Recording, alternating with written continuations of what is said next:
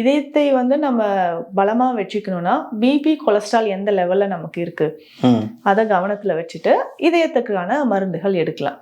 So பொதுவாகவே பார்த்தோம்னா மருதம்பட்டை குடிநீர்ன்ற மருந்துகள்லாம் சித்த மருத்துவத்துல இருக்கு. அதை நம்ம ஃபாலோ பண்ணிட்டு வரலாம். இந்த மருதம்பட்டை குடிநீரும் அப்பப்போ நம்ம டீ மாதிரி ஒரு நாளைக்கு ஒரு வேலையோ இல்லை 2 வேலையோ நம்ம ஃபாலோ பண்ணிட்டு வரலாம். ஸோ இதையுமே நான் எப்பவுமே ஜென்ரலாக நம்ம கஷாயம் ரெடி பண்ற மாதிரியே ஒரு ஸ்பூன் போட்டு 3 கிளாஸ் தண்ணி விட்டு மருதம்பட்டை குடிநீர் அப்படின்ற மருந்து இருக்கு, இதை நம்ம ஃபாலோ பண்ணிக்கலாம். அப்போ மருதம்பட்டை குடிநீர் எடுக்கும்போது இதயம் தொடர்பான நோய்களுக்கும் இல்லை பிபி கொலஸ்ட்ரால் இருந்து அதை கண்ட்ரோல் பண்றதுக்கும் இந்த கஷாயமே போதுமானது.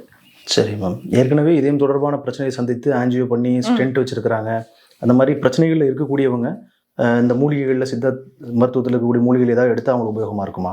நிச்சயமாக இருக்கும். இதில் பார்த்தோம்னா இந்த மருதம்பட்டை குடிநீரோட பிரம்மி கஷாயம்ன்ற ஒரு மருந்தும் இருக்கு.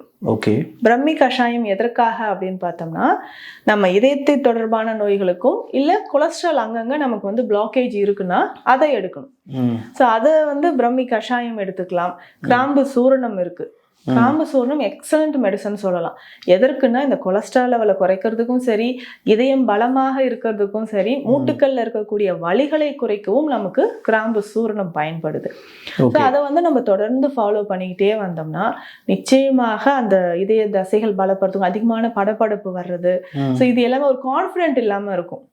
ஸோ அதை வந்து பேலன்ஸ் பண்ணோம்னா இந்த மெடிசன்ஸை வந்து ஃபாலோ பண்ணிக்கலாம். சரி, இப்போ மற்ற பிரச்சனைகளோட சேர்த்து சித்த மருத்துவத்தை எடுக்கிறது ஓகே.